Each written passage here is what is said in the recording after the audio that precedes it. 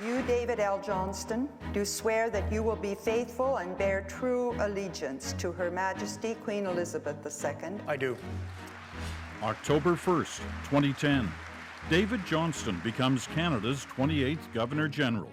Already well known in the halls of academia, his transition to Rideau Hall is a family affair. As the Queen's representative, his job is often ceremonial, but Johnston has infused it with his passions: hockey, history, and a vision of Canada. Now he's combined them in a new book, a collection of letters he's written but never sent, to Canadians living and dead, their letters of love about Canada. We met with His Excellency at Rideau Hall to talk and tour. Sir, we want to have you read some sections out of some of these letters. But let's start by the first one, which is a letter to a young Inuit boy in Repulse Bay, early on in your term as Governor General. So the title of this letter is Who Am I Anyway? A simple answer to one boy's profound question. Dear young friend, not a day has passed since we met that I haven't thought of you and the question you asked me, and I don't even know your name. Perhaps you've forgotten me. We met in your hometown. My journey to Repulse Bay, Nunavut, was one of my very first as Governor General. When we saw each other at a community gathering, you asked me, who are you anyway? What a great question. I responded by telling you I was the Governor General. The more I've thought about your question, however, the more I've realized how incomplete my answer was. Here's why I find that interesting, because in some ways it's kind of similar to the age-old puzzle that we have as Canadians, the sort of who are we Right. question. Yeah. Do you find that a problem for Canadians, that we have such a problem explaining who we are? Well, you're right. That's a question we ask probably more frequently than many nations. I answer something about myself, and I must say, a little uncomfortable and kind of bearing my soul in those parts of the letters, but I'm not at all uncomfortable in expounding upon this experiment, which is Canada. Well, who are we? We are an experiment in inclusiveness. We, to some extent, like the United States, are a nation that have been formed out of different streams coming together and making a common purpose and a common whole, and we have been markedly successful in that respect. We had a meeting in this room or the next room with Chancellor Merkel 3 years or so ago when she was here on a state visit, and she's a remarkable woman, a research chemist by background, and I'm a university guy, so I was cross-examining her on whether the European Union, that had just won the Nobel Prize for keeping peace for 60 years, and she was cross-examining me in the polite sense of that term on how does this crazy quilt Canada work? I said, well, that's the beginning of the answer. It's the inclusiveness of the place, and that we have been able to make diversity a strength, and we have drawn upon different strengths and cultures to weave together in a common purpose, but never insisting on extremes and never insisting on a single definition. And she was fascinated by that. Her English was very good, and for about 5 minutes she broke into German with her colleagues, and they came up with 17 different synonyms for the word extractive in German, because it means a number of things, but it's sinister. But the inclusiveness concept is a very important bedrock for Canada. This is a rare look inside this room, your office, the Governor General's office. And, you know, obviously there's some kind of major moments happen in this room. We sign about 100,000 documents or letters a year.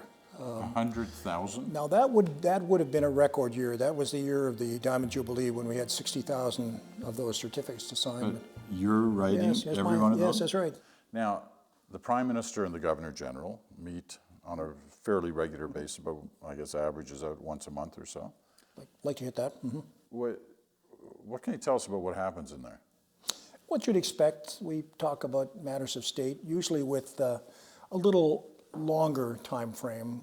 You know, it might be an immediate issue or two, but I think our conversations tend to be more long-term and looking at fundamental trends. Because the role people describe as the Governor General is relatively ceremonial, and yet that meeting sounds more than ceremonial. One of the features of the Governor General as the representative of the head of state, and the Prime Minister as the elected head of government, is to exchange ideas about the country, and the Governor General's role is to advise, to encourage, and to warn. Have you ever found yourself in that position? I have found myself in a position where I have wanted to convey ideas of concern. Yes, one hopes that they're valuable in the process of thinking through issues. Next letter is to Lord Tweedsmuir, John Buchan, Governor General, 1935. Why don't you read that? This is the idea of Canada, a nation for all nations, to Buchan. You had a keen view of this country. Perhaps it came from the fact that you were new to it and therefore could see it with fresh eyes.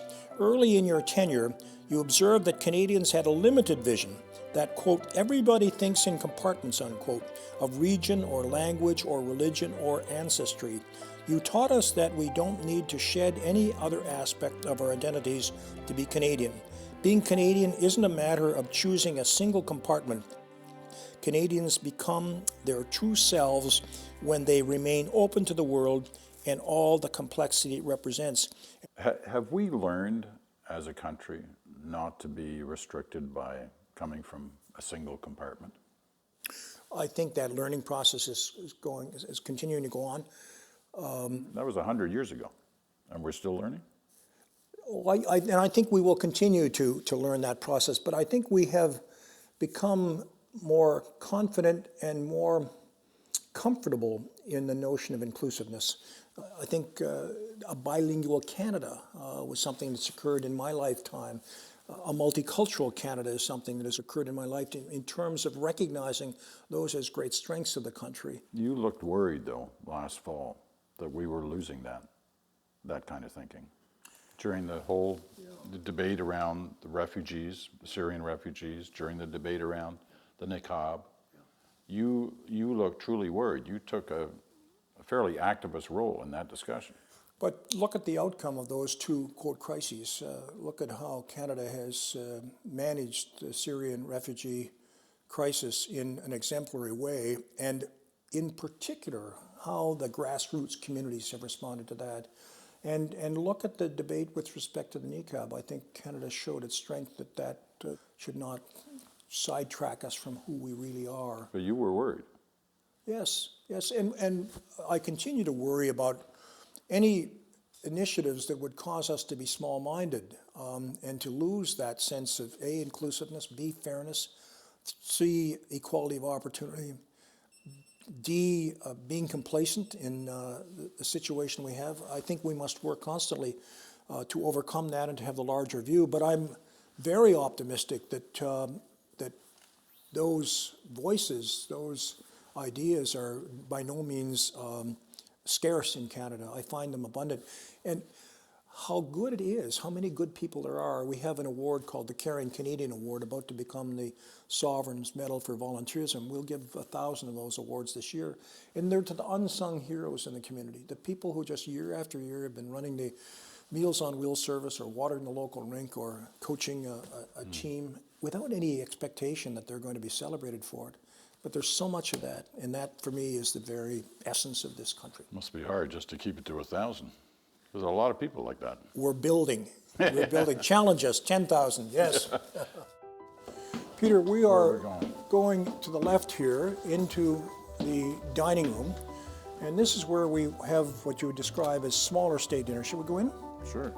An important gathering place. The Advisory Committee for the Order of Canada, presided over by the Chief Justice, meets here, for example. Do you sit in on some of these meetings? Yep. Mm-hmm. The Advisory Committee for the Order of Canada, I don't. I don't have any involvement in any particular cases, but I oversee the process. Mm-hmm. The Chief Justice is the person who presides over the Advisory Council, and I meet with them for about half an hour in their meetings, which occur twice a year, and we talk about some of the general features of the order, and then out I go and they get on with their work.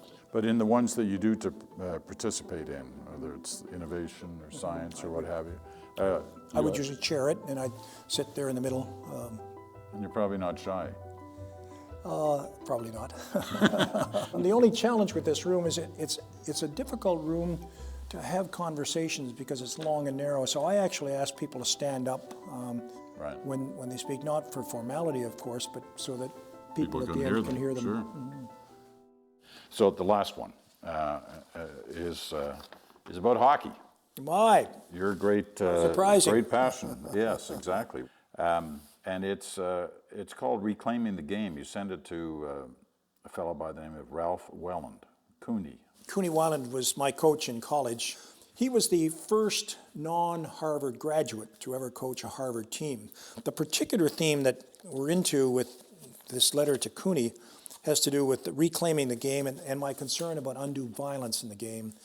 The fact that players are much bigger and faster than ever before, combined with fighting, means that an increasing number of players are suffering injuries, some clear, some hidden, that will haunt them for the rest of their lives.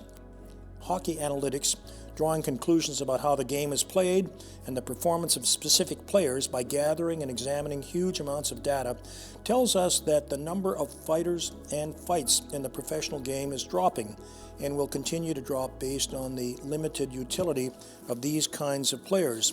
That said, I believe we will need much more vigorous leadership and not just statistically based trends to regain the best of the game and ban the unnecessary violence. Now, you know, for those few who don't know, you have a hockey past. You were a very good hockey player at Harvard. 100 years ago. So you know from what you speak on this issue. Why wouldn't you send a letter like that to, you know, a Bettman or Shanahan or Don Cherry?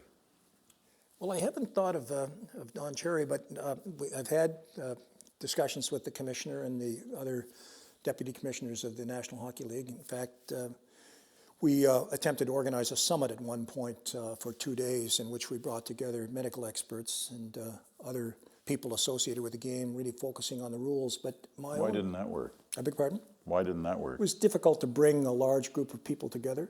It began out of a meeting here with the National Hockey League physicians and focusing on their concerns. As you say, it's about leadership, right? Right. It's not going to happen unless leadership is You're quite right. 100% committed. You're quite right.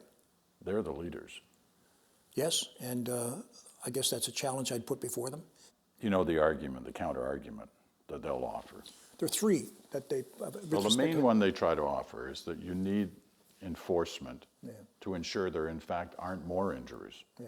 You don't buy that? I don't buy that. You don't have it in any other sport, that you need to have designated enforcers. That you need to have the fighting to let the pressure off through a steam valve. I don't buy that because it doesn't exist in other games. You don't have to have that, even with the speed and the intensity of hockey. So Peter, this is the greenhouse, and this serves all of the National Capital Commission houses and buildings and so on that they look after. So So how often are you out here? well, whenever my grandchildren come, I'm out here. And we actually have dinosaurs here, and we'll see them in a couple moments, planted for our grandchildren. And they'll take me by the hand and say, okay, Grandpa Book, we will tell you when a particular dinosaur is a carnivore or a herbivore. If it's a carnivore, you stay away. That'll eat you. If it's a herbivore, it won't. It's wonderful your grandchildren can look after you that way. And I'm already demonstrating my inability to find the herbivores or carnivores. Are they visible, or are They should like be hidden reasonably. amongst the plants? They shouldn't require too much effort to find. Take a walk around and see if we in fact catch them. Here we are. there Here's we one go. here. Yeah. This fellow's looking up. That looks a bit like a carnivore to me. I think I'll stay a bit away from it with all of those teeth. In another year and a half, you'll be leaving this wonderful surroundings. Do you leave a different person than Sure. the one who came in? Sure. You learn in everything, and one learns especially in this job because you see so much of the country. And, I guess what I will learn is that there are some features of Canada that are very, very special, and my wife and I have had the privilege, the gift of being able to reinforce those in now 5.5 years, be a little more, and we'll leave, I think, with a great sense of love and pride in our country. On that note, sir, we thank you so much for this. What a pleasure as always, Peter. Thank you.